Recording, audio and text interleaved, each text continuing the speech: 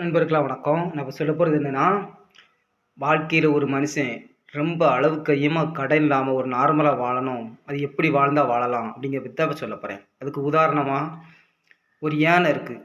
யானைக்கு சாப்பாடு வேணும் அப்படின்னா ஒரு கரும்பு தோட்டமே வேணும்.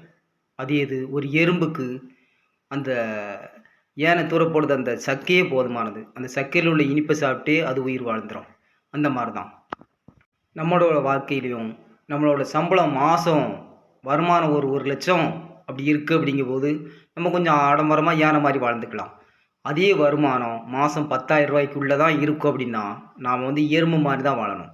எறும்பு மாதிரி வாழ்ந்தால் தான் நம்ம ரொம்ப ஒரு கடன் இல்லாமல் ஒரு நார்மலான வாழ்க்கையை வாழ முடியுமே தவிர, நம்மளோட வருமானம் எறும்பு மாதிரி இருக்கும்போது நம்ம யானை மாதிரி செலவழிக்கணும். அப்படி செலவழித்து வாழ்ந்தோம் அப்படின்னா வாழ்க்கையில் சின்ன பின்னமாக தான் ஆயிடுவோம்.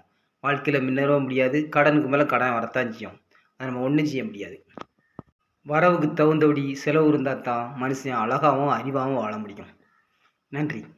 என் வீடியோ பிடிச்சா லைக் பண்ணுங்கள், கமெண்ட் பண்ணுங்கள், ஷேர் பண்ணுங்கள், சப்ஸ்கிரைப் பண்ணுங்கள்.